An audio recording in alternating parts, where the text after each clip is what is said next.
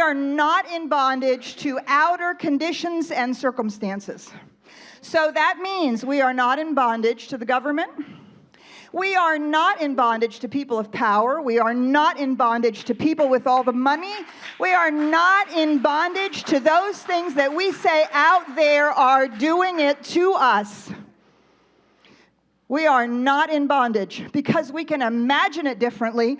We are free to imagine it differently. We speak it differently, and we bring that into reality because we believe that it's possible.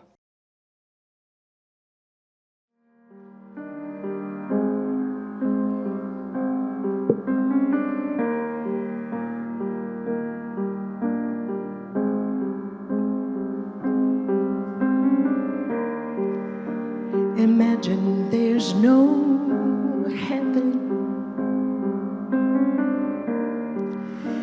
It's easy if you try.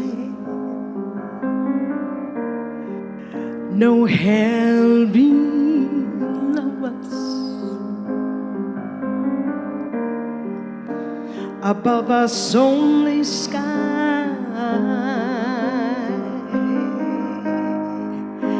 Imagine all the people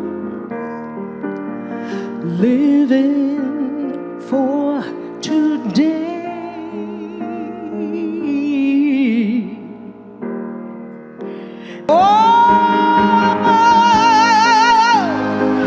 Imagine all the people sharing this whole world. Yeah, you may say, I bet you say, you may say I'm a silly dreamer, but guess what? I'm not. I know I'm the only one, and maybe someday you come on and join us, and this world will be as one.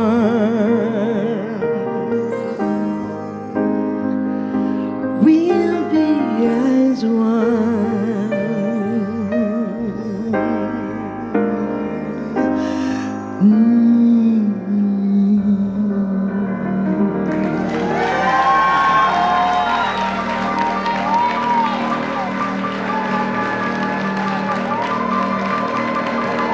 Thank you. God bless you. Some of you may or may not know that over this past weekend, Reverend Karen Fry went with 400 plus faith leaders to El Paso, Texas. She was there Sunday night and Monday, and they were there to minister to the children and the people in the detention centers there in El Paso. They were not permitted in.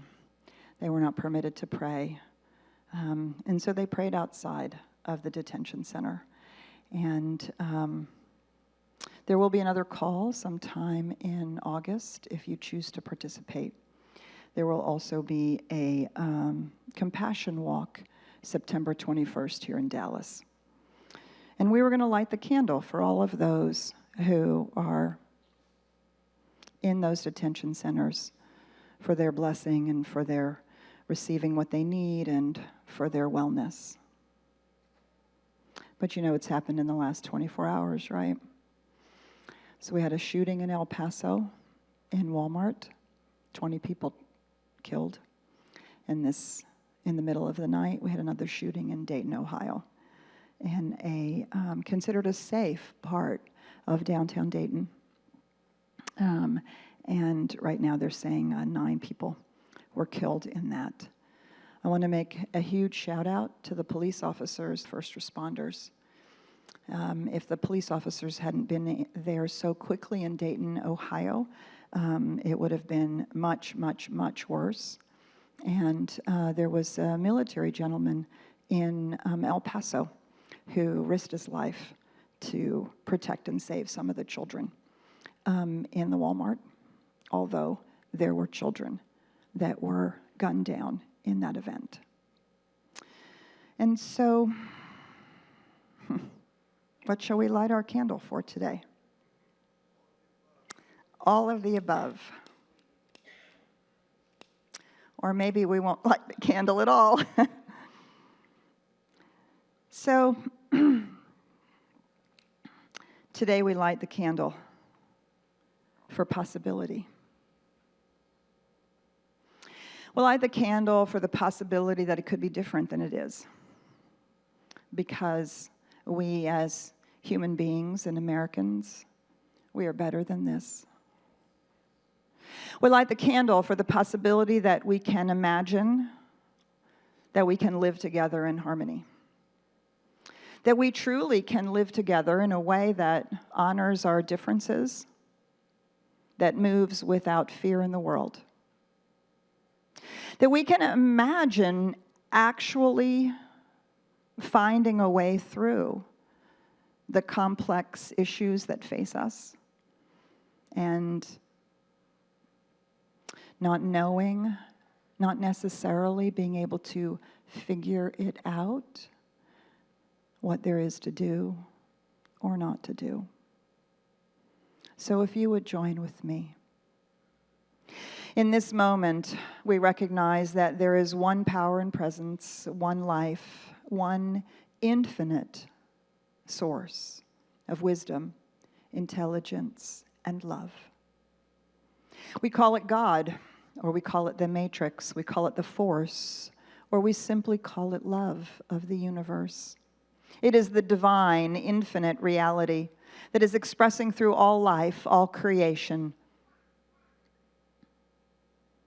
And therefore it is expressing through each and every one of us, through all people everywhere, through all beings everywhere. And so today, I affirm and declare that we can imagine solutions, that we can imagine new ways of being, that we can imagine new ways of behaving, and that as we imagine a life that works, and lives that work for each and every one of us, that the universe says yes.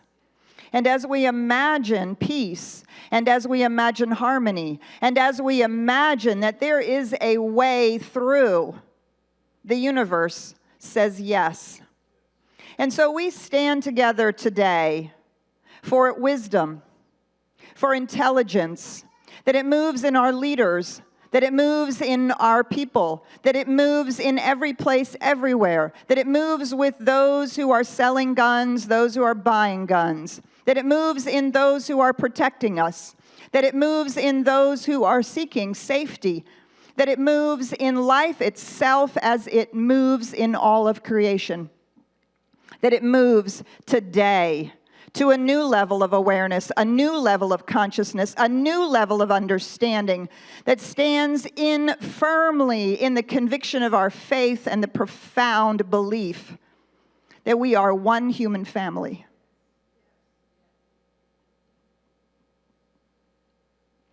That every life matters.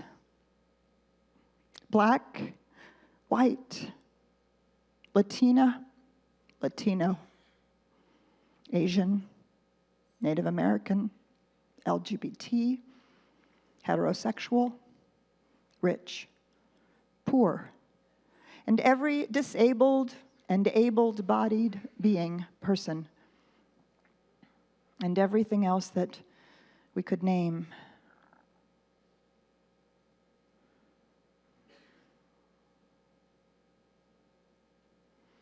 We stand in that oneness. We don't just affirm it. We don't just declare it.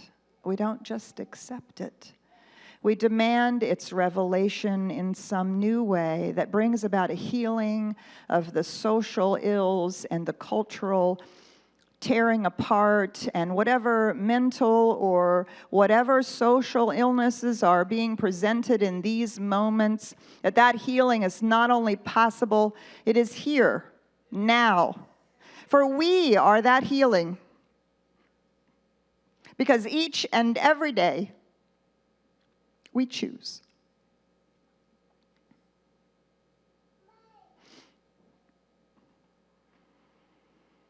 And maybe we be led by the children who always, always know the truth. that life smiles upon them, and we create that smiling and safe place for each and every child, each and every family, each and every life, just as we do right here in this sanctuary. And if you stand with me in this truth, I invite you to say together, and so it is. Do you recognize it? Right? The game of life? I grew up playing the game of life, and today is an opportunity for us to start talking about the game of life and how to play it. And as I said, doesn't feel like much of a game today, does it? And I have to tell you, I confess to you that Karen and I have lots of conversations about how do we talk about it when it is as challenging and dicey as it is. And I don't know about you, but I feel inundated enough by the news. Sometimes we like to come into our sanctuary and be in a little bubble and be lifted and filled, and that is powerful and wonderful. Yeah. But we also need to know how to take it out into the world. Because this love that we feel for each other, this is the real world. This is actually how it's supposed to be. People living together in harmony, being okay to disagree, not feeling like we have to make people the wrong, just allowing people to be who they are, learning to grow together, share together, and seeking to live out our spiritual principles, seeking to live our lives in alignment with our spiritual principles. And sometimes that's enough, isn't it? It's like, I'm not even always sure how to do that. And then there are events and things that happen in the world. And I believe that Science of Mind is uniquely positioned to actually help us not deny it, not resist it, not pretend that it's not happening, but actually to bring a different voice into the conversation and a different possibility. I'm reminded this morning of Einstein's statement, you can't change a problem from the consciousness that created the problem. You have to actually find a new consciousness and a new place to stand. And isn't that what we do in our own lives each and every day? Every day that we're seeking to practice the science of mind, we're trying to find a new place to stand. And we're recognizing that some of the things that we do and some of the ways in which we behave and some of the ways in which we are engaged in the world are actually outpicturings of old thoughts, old ideas, old patterns that are lodged in our subconscious mind. And they play out. And then we begin to awaken. We begin to awaken to how this works. And we begin to awaken to the fact that we have programming running in the background. And we start rewriting it, don't we? We start writing new programming for ourselves. We use this wonderful idea of neuroplasticity, recognizing that as we rewrite the grooves in our brain, we literally begin to align ourselves more and more with that which is actually spiritually true about us, as opposed to all of these false ideas. But you see, I don't believe that this happens only on the individual level. I believe that this is exactly what happens on the level of a culture, of a society, of a family, of a corporation. That we live in these fields of consciousness. And those fields of consciousness have the same thing. They have shared ideas about and shared grooves of thinking in ways in which to understand or engage with life. And just like our own, some of them are healthy and some of them are not. Some of them are life-giving and some of them are not. Some of them cause us to be more open to others, cause us to connect with others, and some of them do not. And the very same tools that we use to shift and to work with our own consciousness are the very same tools that we use in the larger consciousness of whatever group or community or culture we find ourselves in, because we're part of that. And our consciousness is contributing, and our consciousness is participating. The one thing that I think that is so profound and powerful that Ernest Holmes says is, he says, trained thought is more powerful than untrained thought. Trained thought is more powerful than untrained thought. And I've spent a lot of time thinking about that recently, especially because we just finished a fabulous class on Thomas Troward and his writings. In 1906, Thomas Troward wrote about grooves of thought. This was long before all of the work on neuroscience happened. And we call it today the idea that synapses that fire together wire together. It's the exact same idea that as we think these things over and over and over again, it's like little highways are built in our brain, little grooves.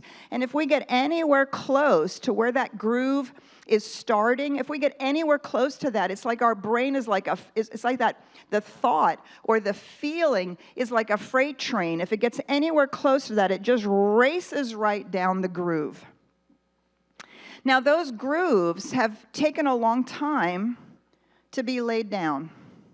It took a long time for somebody in your family to convince you that you were not worthy. You actually were born knowing you were worthy.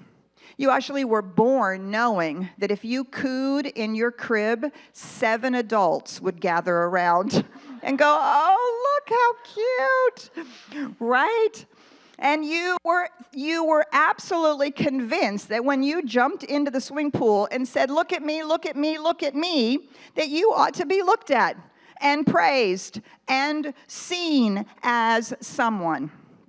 You were born that way. And it took a long time and a lot of little drip, drip, drip, drip, drip, drip, drip, drip, drip of feedback from people who didn't either know better or had clearly their own pain and their own situations, right, to drip that into your consciousness.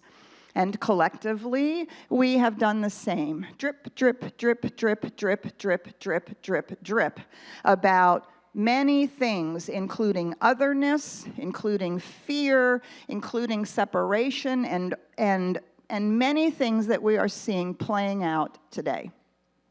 That takes a long time.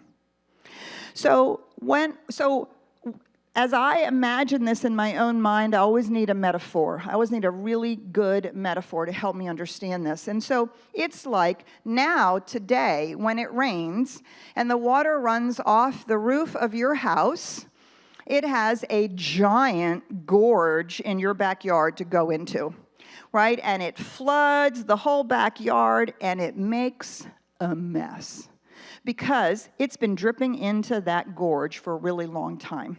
And you go out there and you say, no, I'm going to reclaim my backyard. This is not how my backyard is supposed to look. This is not how it's supposed to be. It's supposed to be a beautiful place for my family to play.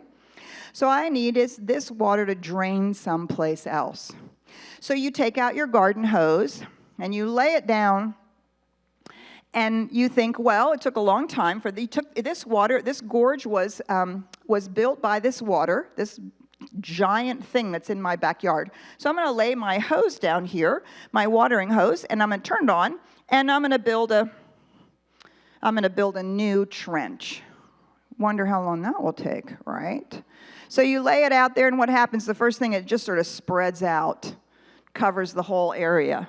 And you think, oh, man, that's going to take a really long time. You crank up the hose a little bit, try to make it go harder, and you think, well, that's going to take a really long time. So what do? You get your shovel out, don't you? You get your shovel out and you say, no, I want the trench here. And you build your trench while you're pouring your water down it, and sure enough, that trench gets built a whole lot faster, so that the next time it rains, most of the water actually goes down the new trench, and only a little bit trickles out into your backyard. That's what we're doing with trained thought. Trained thought is the deliberate rebuilding of the synaptic highways in our brain in a way that they move in the direction we choose them to move. We rewrite that programming. But it starts with noticing that you don't want your backyard flooded. And what's the very next thing that has to happen? You have to be able to imagine that that water could go someplace else. What happens if you stand out in your backyard and you say, well, there's nothing I can do about this? You have to move, don't you? Or you have to live with it.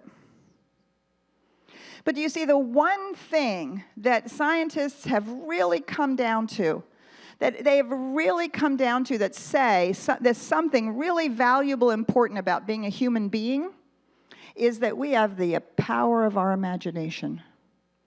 We can imagine something that our senses can't see, feel, touch, taste, or experience. That's the definition of imagination.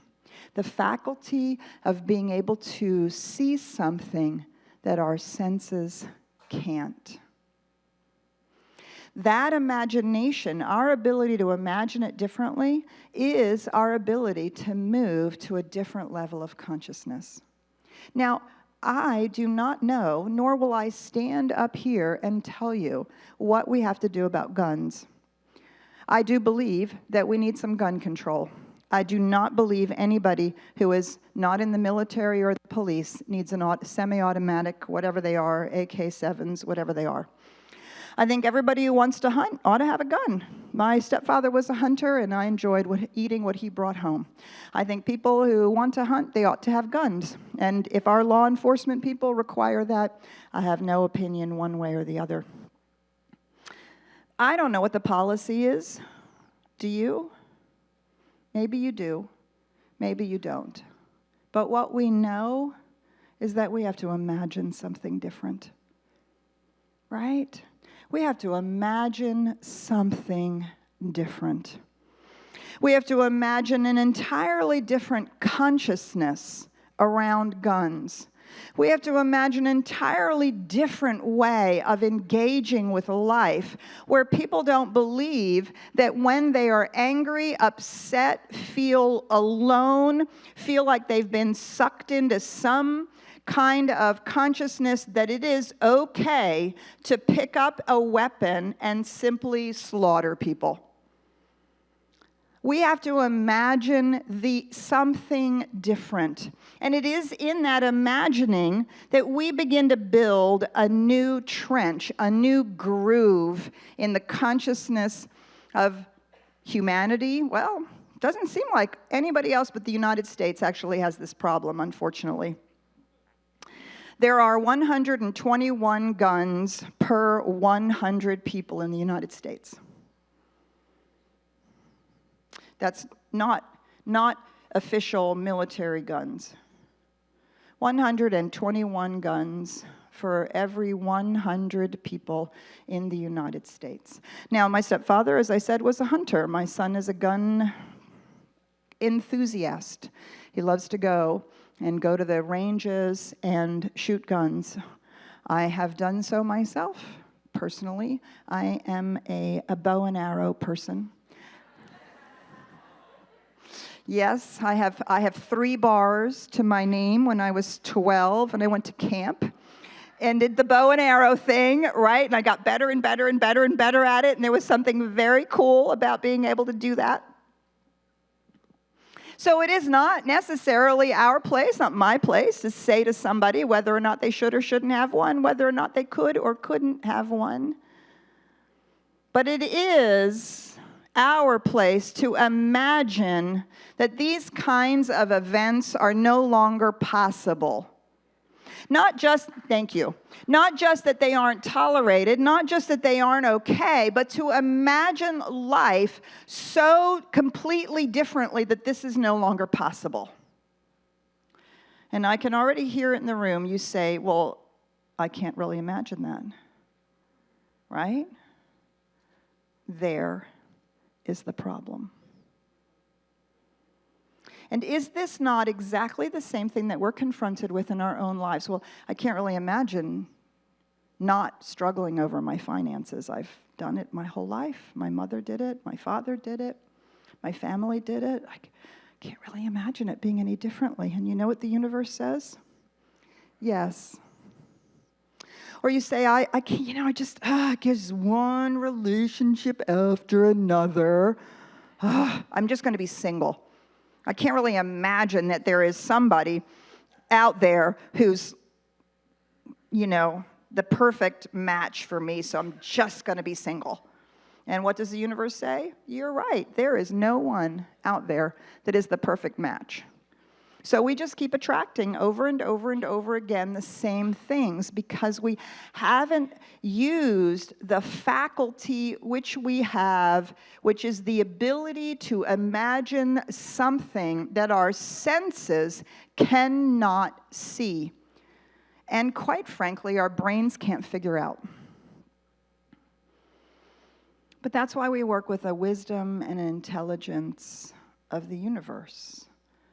Because there is a wisdom and an intelligence in the universe that does actually know how to create that which we imagine. Right? We see it over and over and over again in all the studies, the athletic studies. Right? Studies of imagine free throwing. You're at the free throw line, and they have some people do it, and some people just imagine it. And yeah, they're virtually improve at exactly the same rate. It's the same thing with the placebo effect. To imagine that this pill, I'm convinced this pill is going to do me good. And oftentimes the placebo does as well in the medical studies as the actual pill itself. Because we imagine something that we can't see and that we haven't been able to figure out. But we imagine it differently. How many of us like to play the game pretend? Do you remember playing the game pretend when you were a kid? I loved to pretend I was a cowgirl. It was great. I had my little horse, because my little stick horse, because my dad wouldn't buy me a pony. We didn't really have room. We didn't really have room in our backyard for the pony, but I had my little stick horse. And I remember when I was in dance recitals, and I would be a butterfly, or I remember being the Sugar Plum Fairy one year in the Nutcracker. And I felt like I was. I felt like that's exactly who I was. When was the last time you imagined something really different than you have today? Not wishful thinking, not daydreaming, truly imagining, because with imagining, I don't want to just say picture, because some of us don't imagine in visuals. Some of us imagine in words, some of us imagine in feelings, some of us imagine in songs. There's lots of ways that we can imagine, but how many of us have imagined something so fully and completely that we believed it was true? I'll tell you, the last time you did that, the last time you became really anxious or afraid about something. That's what our phobias are. That's what our fears are. That's what our anxiety is.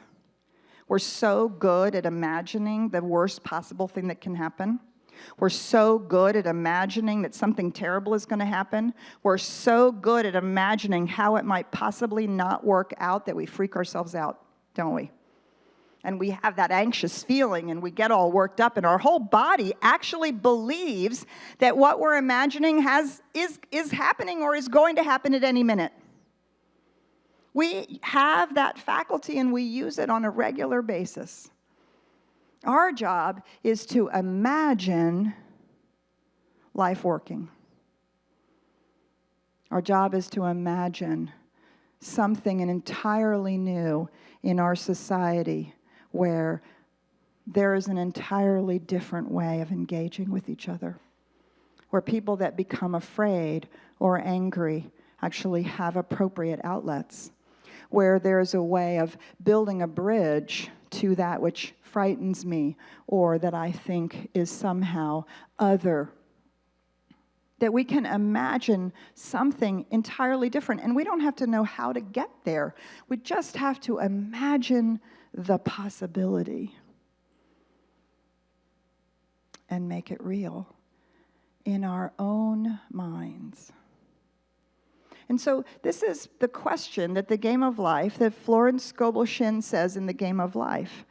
This is the key. Are we, what we are imagining is what we are putting out, and it is what we are getting back.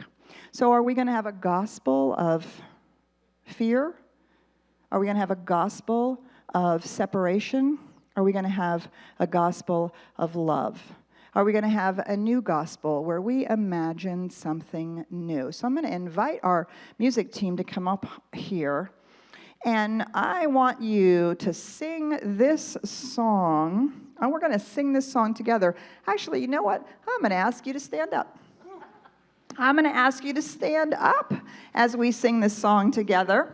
And as we sing this song together, what's your gospel going to be? I want you to actually sing it in terms of imagining this beautiful world and life that Candy sung to us about. Ready? Go.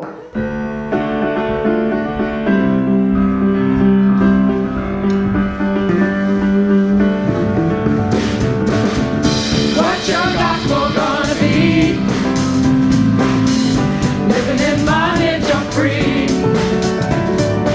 What's your gospel gonna be? Gotta write a new one for me. What's your gospel gonna be? Living in bondage or free? What's your gospel gonna be? Gotta write a new one for me. Gotta write a new one for me. Gotta write a new one for me.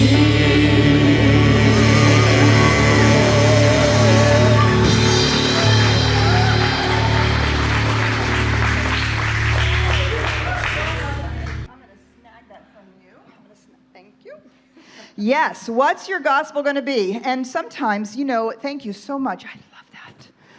Are we going to be in bondage or are we going to be in free? And let me just tell you that we are not in bondage to outer conditions and circumstances.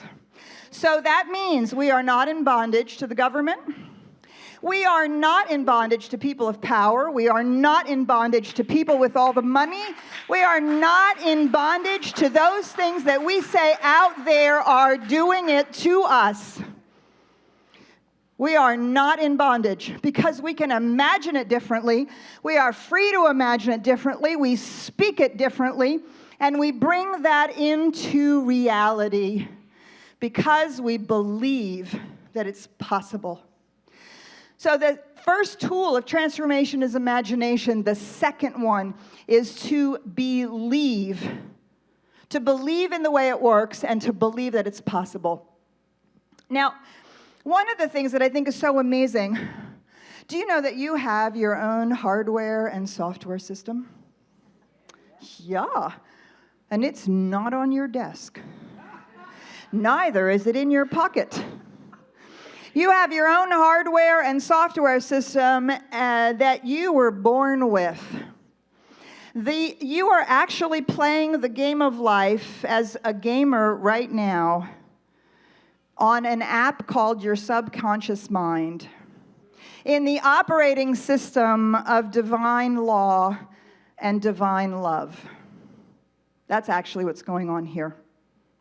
And each one of us is a programmer on that game. Each one of us is living at whatever level we have achieved or arrived at any particular moment. And if you've ever played those games, or like me, stood over my son and watched him play those games, You know that part of what happens is that you practice and practice and practice and practice and practice and practice until you can do all of the little tasks and all the little things that you need to do so that you can achieve the next level. And what happens is the game itself teaches you to believe that you can learn how to do it so that you can achieve the next level, does it not? If it didn't, you would stop playing. You'd get bored, or you'd go, well, nobody can ever win this game, and you'd walk away.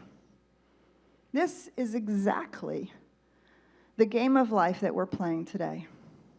We have a system, an operating system of divine law and divine love, and it is forever active. And we are, at whatever level our process, our growth, our spiritual maturity has brought us to. And we have to believe that it's actually possible to move to the next level. Remember that Einstein quote? We cannot solve the problem at the same level as it was created. So we can't solve the problem by being angry at those people, whoever those people are in our minds, or separating ourselves, or making them wrong. It is that very kind of hate and fear that has brought us to the position that we are in today. We actually have to move to a different level on our game. And we have to look for different rewards and find a new way to play. I don't know what that looks like. But I know that the game itself is teaching us. It's teaching us every time that we shift our consciousness and we imagine being loving towards that person that we resent, being kind towards that person that we're not really sure about, being abundant in our consciousness when we're feeling uncertain about that in our own lives. Do you see? We are learning how to play the game in our own lives so that we can play it together at a new level of consciousness for our community and our country and our world. Now, I found one of my favorite stories that I haven't told you in a really long time. So I am going to tell you this story. I am going to tell you this story because I think it illustrates, I'm going to have to go over here because I need to be able to do this. I think it illustrates how complex a situation we are dealing with. Okay, hang on a minute. We have to go through all of our fabulous pieces here. Okay. A chemistry professor posted a bonus question to an exam.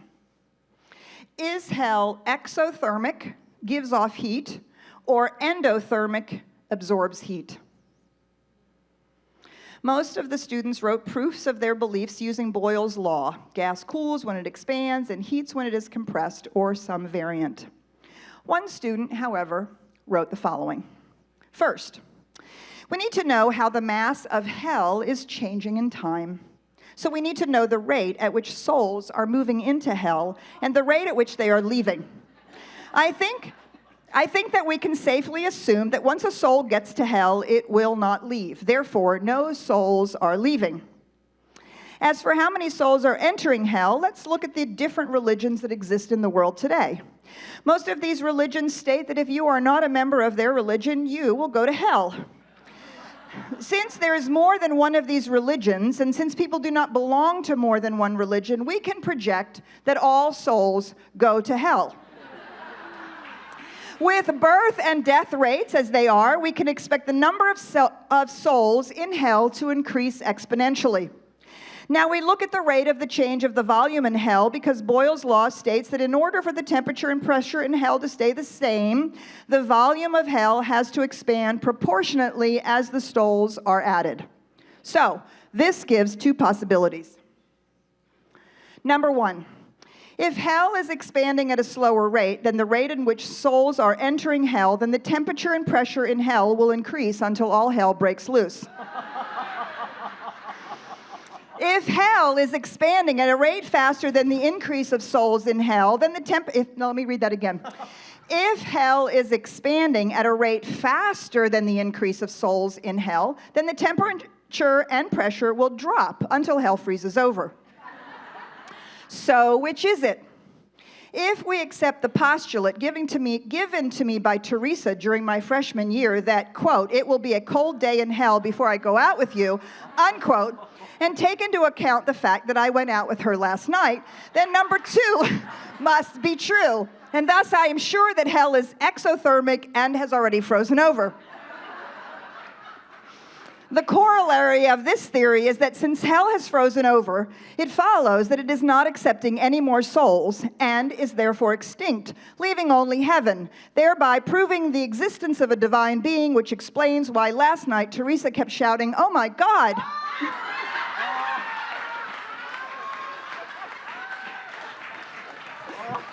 This student got an A.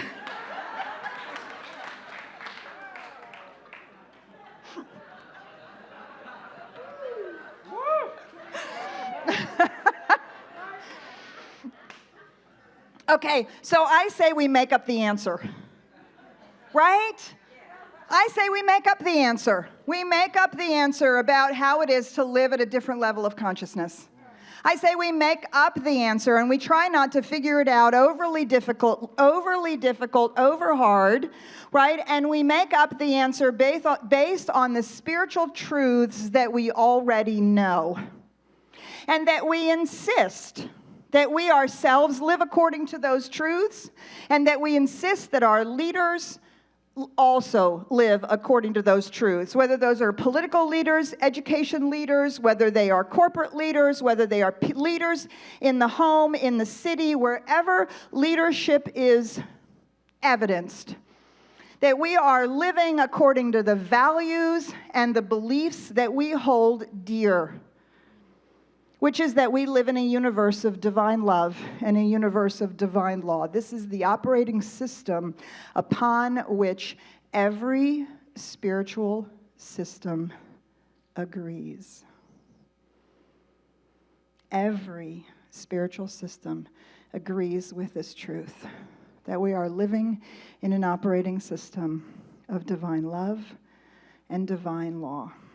And we have to believe that it is possible for us to imagine ourselves into the solution. Do you see? It's not about figuring it out. It's not about making it wrong. It's not about being right. It's about making up an entirely new answer and not stopping until that is the reality. This is what we're facing every day in our own lives. And this is what we're facing collectively today in the life of our country and the life of our planet. We must start to imagine, but beyond that, we have to believe that it's possible. And we have to not only believe that it's possible, we then have to decide that we're the ones we've been waiting for. We have to decide that we actually can, in fact, make up the answer. This is the moment. This is the moment. This is the moment, my final test. Destiny beckons, I never reckoned second best. I won't look down, I will not fall. This is the moment, the sweetest moment of them all. This is the moment, my final test. Destiny beckons, I never reckoned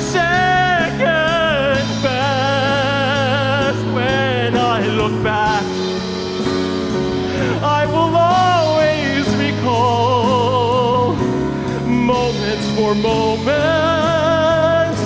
This was the moment, the greatest moment of them all.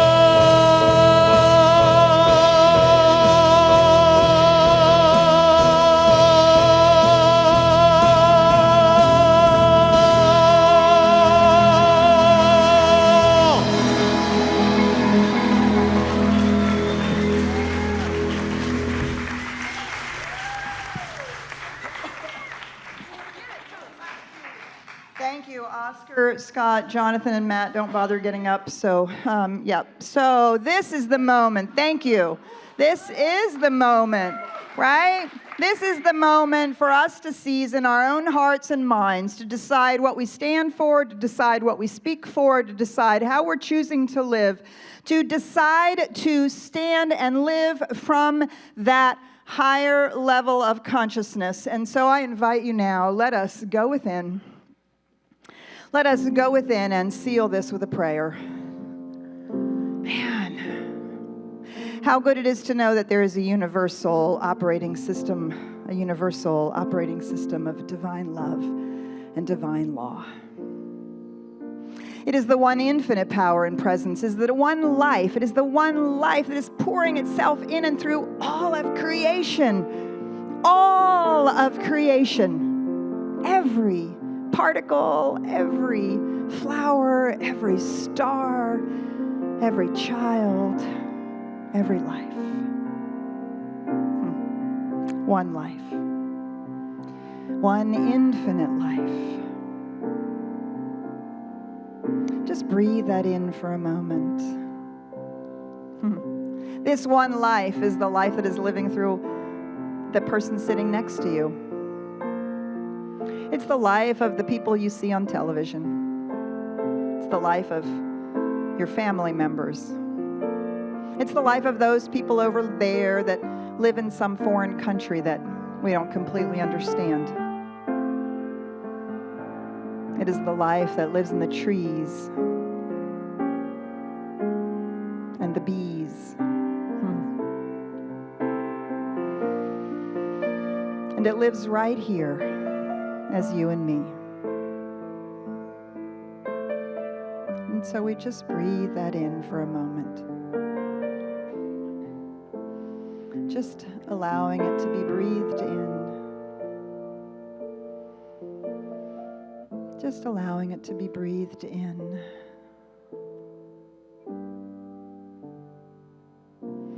Let us take this moment to stand in the one. Imagine, if you would, with me, a light. The light that is your life. Imagine it as the flame in the center of your heart. A light that flickers there. That was before you were born and will be after you die. That is the very truth and heart of your being. Feel how that flame warms you, lifts you. And as you feel that flame, as you feel that light, I invite you now to pour that light out into this room. And feel how the light and the flames of those around us lift us, mingling into one light, one life.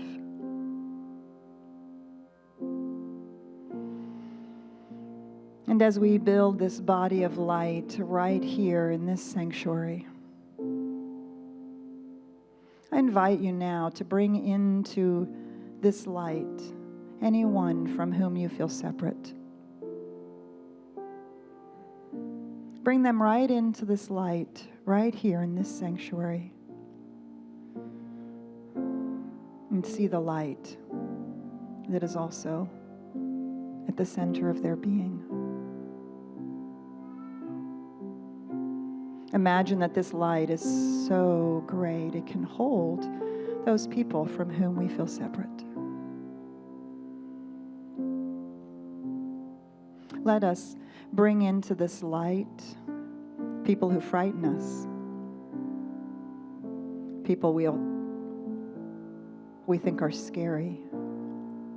Let us bring them into this light and see how this light lifts each and every one, growing the light in each heart. And while we're at it, let's bring all of those people that we read about in the newspaper, whether they're political figures, whether they're people carrying guns, whether they are doing something we disagree with. Let's bring them all right here into the light. Right here into the light. Into this sanctuary. And while we're at it, let's just bring the whole planet, Mother Earth, our home, into this light. And notice that as we do so, she is surrounded by light. Every life touched by light. And as we imagine every person touched by this light, our entire planet enveloped by this light, let us affirm that this is the consciousness we imagine. This is the truth that we believe in. This is the place we speak from and stand in and expect life to unfold and to move in an entirely new way. That life, that light is brought out in so many miraculous ways that we can't even imagine. But we do so right now by imagining the light.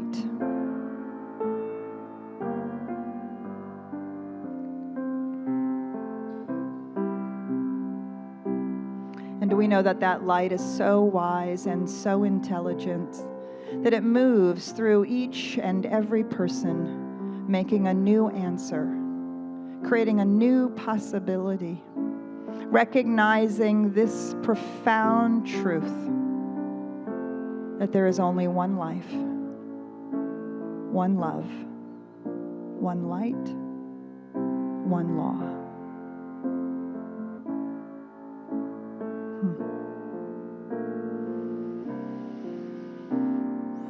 And so breathing that truth in, let us anchor it into our bodies, anchor it into consciousness, build that groove as deeply as we can with this spoken word, this imagination, this belief, by saying together, and so it is.